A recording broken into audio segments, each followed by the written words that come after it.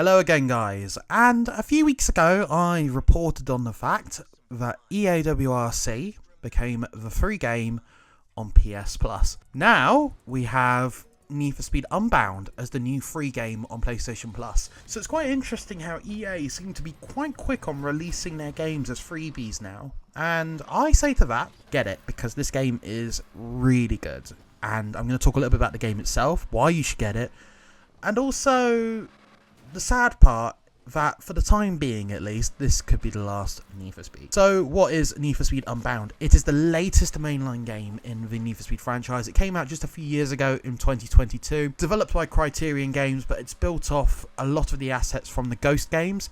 So if you enjoyed Need for Speed Heat, for example, you'll see a lot of that in there.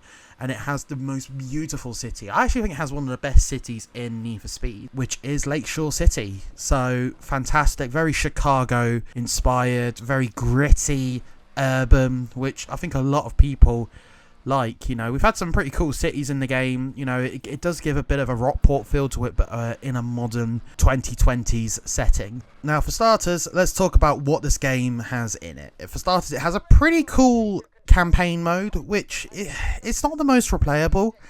In fact, I've only played it once, and it is very good, especially for a first time play. Highly recommend. I think this is one of the better campaigns that Need for Speed have produced, because some of them, particularly in like Heat, Payback, were a little bit mid, especially Need for Speed 2015, but you know, that's another story for another day. So this felt like a bit of a return to form. Was it perfect by any stretch of the imagination? No, it's very left-leaning, as I would say. If you can look through that, the campaign's actually alright. You know, you play as a street racer who was adopted, and your friend or adopted sister basically steals your car. You build a car together, she steals it, and then you've got to work through the Lakeshore street racing scene to get enough money to get your car back. It's a pretty decent little career mode. It's definitely harking back to the days of Most Wanted, Underground Carbon, where you had to build a car from scratch, and maybe you start off with a really good car like the M3 GTR and Most Wanted, you lose it, and then you build your own cars. And it really does feel a bit like a return to form, which is really good in that sense. So yeah, highly good story overall. Definitely a step up from previous iterations. I think Heat had a pretty good one with cop corruption, but it just didn't quite pay off. So yeah, really good. The police chasers in this, they're not as good as Need for Speed Heat, but they are built off the same engine. So there is certainly a feeling of pressure to escape and bank the money, because otherwise, you know, you lose everything. And this makes every race exciting as well. You know, it's just intense, and it is a really good looking game as well for that, you know. And the music for the cop chasers are pretty good as well. Some of the better pursuit music, I find. So yeah, it's alright. The only thing is they're a little bit softer than previous games, but you know, if you get to Heat 5, they can still be a bit scary. So, you know, you still got to go for it. Now, when it comes to car customization, I know that's a big thing for everyone, as well as police and street racing. In my honest opinion, this game, of course, building off the Need for Speed 2015 customization engine, you know what? If it ain't broke, don't fix it. It is solid. You know, you can do everything. Body kits, wheels, wraps, engine swaps, performance tuning.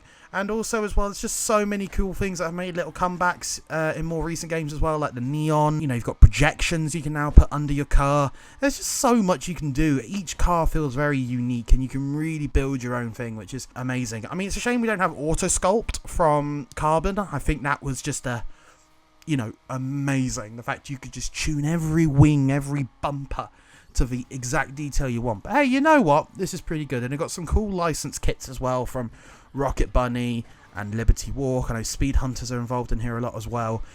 Yeah, it's solid. They also give you a lot of cars as well throughout the game, both through DLC and also through the campaign. So there's some pretty cool cars you can get as well, some cool builds, and then you can make them into your own thing if you want, or if you end up with something that you really like.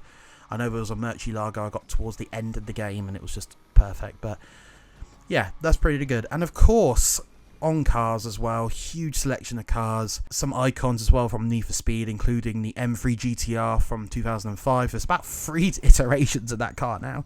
You've got Eddie's Skyline, you've got Rachel's 350Z, you've got the Polestar as well from Need for Speed Heat. There's just so many cars in this game. and you can pretty much make anything that your heart desires. And there's a pretty cool customization ranking system as well, so you can start off with a B-class car, which is very slow but quite good at more tight circuits. I found when I was doing, like, you know, races within the city, it's actually a really good car class for that. And then of course with the A plus, S plus, you know, you started to really enjoy the speed a bit more. And what's great is if you play the career mode first, you get a nice progression. You start off with B and work your way up to the top tier. So by the time you got to the top tier, you've also got used to the handling system. So, and I'm going to jump into that a little bit because I do want to talk about that as well. Now, within the campaign, it's quite straightforward. It's very similar to Heat. You have day-night cycles. So you kind of earn money mostly in the day, and at night it's fairly similar as well, but the police are a lot more on it. And again, it's the same thing, earn as much money as you can, because by the end of each week in the career mode, you've got to have enough money to make sure you can enter the race. And then that, you know, that's a big weekly event, which is part of a big championship, basically. And there's also that tension as well, because as you do races throughout the night, you can earn more money, but, you know, do you want to bank it early and save it, or do you want to risk it and get a little bit more in?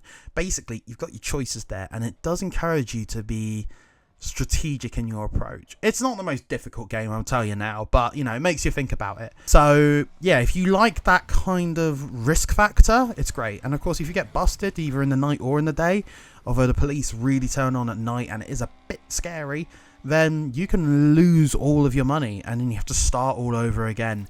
So it really puts in, yeah, high risk, high reward. Or do you just take it easy? You know, maybe you've got to the final night, you only need 10k before the big final race, so you just do one race and, you know, you take it easy. So you do it by building up earlier in the week. That's how I used to do it. But yeah, highly enjoy that system.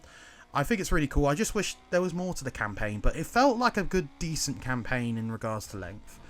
And the game has had, since 2022, a really good amount of support. I think they only stopped support around the end of 2024, beginning of 2025.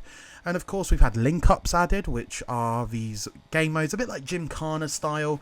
You all meet up and you do skills together. You go up against the cops. It's a bit like the Forza Horizon arcade. In fact, it's exactly the same. And that also just means about working together. And I know a lot of people like PvE. It's something different because you don't normally get PvE in racing games. But they're quite fun to go and do. You can easily get away with about 70 to 80 grand in your account, so that's pretty good. And then escaping the cops at the end is quite easy, so they're good money farmers, and you might meet some people as well. There was a new Hot Pursuit mode added to commemorate Need for Speed Hot Pursuit, which was just amazing. So you had some cars that you could get which were based off it. There's police cars you could build as well, specifically for that mode.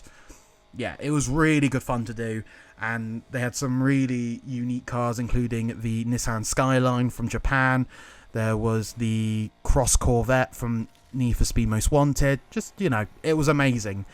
Also, you got PvP, which is your standard racing modes, although there are different variants. You know, you could do drifting challenges together and take each other on, and whoever gets the highest score wins, to your standard street racing. And you could really up the stakes as well with some of these more difficult night races, so you'd have cops on you as well. And even if you don't get busted, you know, it adds a whole level of difficulty. You might be struggling if you're up against someone who's a bit quicker, but if they get taken out by the cops, it just changes everything all around completely. And to round off all of this amazing content, which this game did do, is Lockdown, which, for those who have played Need for Speed Most Wanted, acts as a little bit of a sequel to Need for Speed Most Wanted 2005, while also playing a major homage to that game as well. You have Razor coming back, and he comes in and he basically sets up these events, and it's basically a DMZ mode where you go in, you start off with a B-class car, and then you slowly get better cars. Now, within this as well, you can do races, which are very high stakes. And also, there's a lot going on in regards to lockups. So there are lockups that appear throughout the map, and you've got your choices. Number one, you can go and find a motorbike. And the motorbike, this BMW motorcycle, is so much fun. It's brilliant. But also, you can just earn enough money and open the lockups yourself. But the bikes will get through a little gap that opens up after a while. And then you can pick up a car and go. And if you head back to the escape vehicle at the end, guess what? you get to keep the car. Unfortunately though, if you get busted, you lose everything. You lose the money you've earned and you lose your car. Now if you went in with one of your cars as well, it doesn't disappear from your library altogether, but it is locked for about 24 hours. You can't access it again, at least in that mode. You can of course use it in other things. So there is genuine high stakes. So it actually encourages you, especially early on, to build cars. Do you just build a little throwaway B spec car to go get a spec rental to go and do some races, and then you use all of that to get enough money in the races so you can go and buy a car or find something in the lockup? And on top of that, another thing you can do as well is you can hijack a bike, leave, and then bank that motorcycle for 24 hours and then come back and use it. There's strategy. There's genuine strategy. And of course, as the session progresses over half an hour, the map gets more and more closed off, a bit like your Fortnite Storm style, whatever you want to call it. But of course, you can drive into it, but you're constantly up against the hardest level of police, and all the lights are off. It's intense. If you're a few knocks away from being taken out, yeah, it's a scary experience.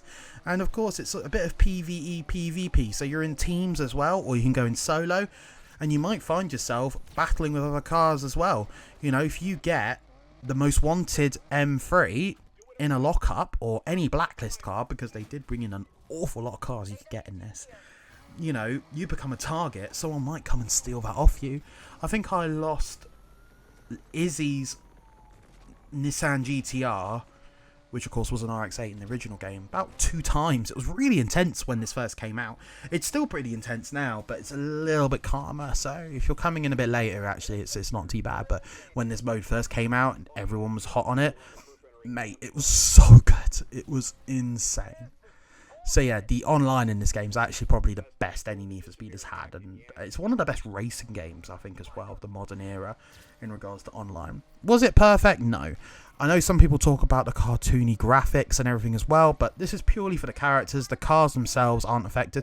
There is these cartoony effects you can put on with nitrous and drifting, and of course these caused a lot of problems early on, but since then they've added normal smoke modes, and they've actually gone into that quite a bit now and added a few different variants of nitrous with normal smoke. They've even added some different colours of normal smoke as well now, so they've kind of embraced that as well as this game, when it came out, was about 60 to 70 pounds, and of course it's dropped in price over time, but the fact you can play it for free is amazing. So if you are on PlayStation Plus, or you have access to EA Play, either or, get this game, download it. You will have hours and hours and hours of fun. It certainly has a unique feel when going in depth with the car handling. Grip handling feels really nice overall in this game, particularly for the map and the cars that you're going to be driving as well. Drifting struggles. It struggled in Heat. It struggles even more in this. However, credit to Criterion and EA, they've added Drift Pro tyres, which definitely make drifts feel more natural and allow you to explore drift builds a bit more. So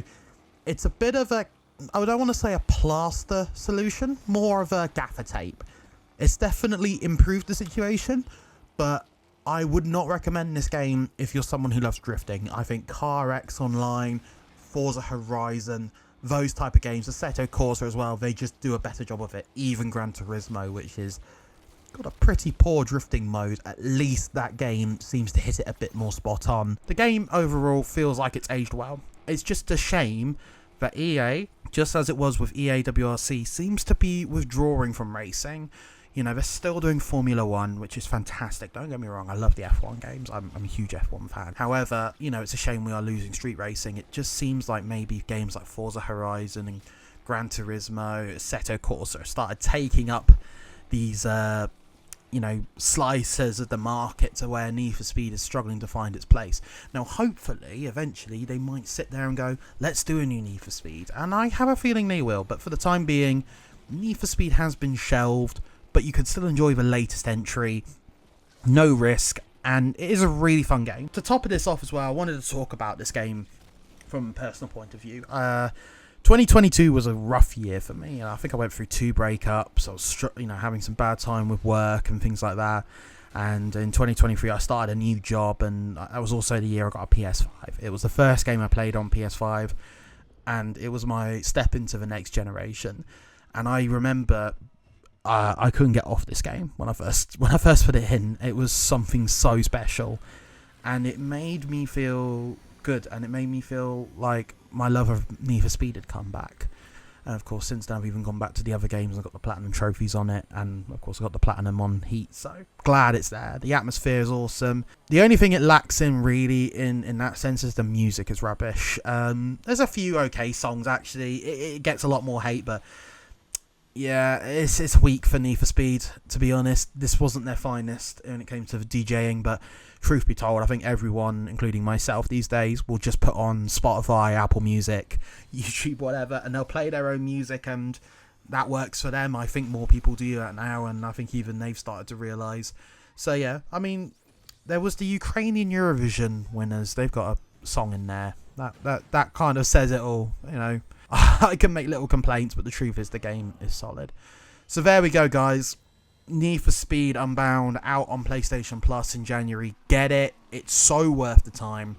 Any free game is worth adding to your library, even if you never play it. You're better off having it than never having it at all. But this is one of those I'd actually say, get it and download it and consciously try it. And if you love racing games like I do, it's a gem. We've got some really cool stuff coming up on this channel soon. Some really cool racing game stuff. I've been working. I've been busy. You know, I've been sorting out some technical stuff on my end as well to improve quality of videos. So make sure you like, comment, subscribe, share this with your friends. If you know someone who loves racing games and has a PS5, you know what to do. Get them in on board. And even if you're on PS4 and haven't quite upgraded yet, which I totally get in today's day and age, you can still add the game to your library as well. So it's worth even just adding to your library for a later date if you need to.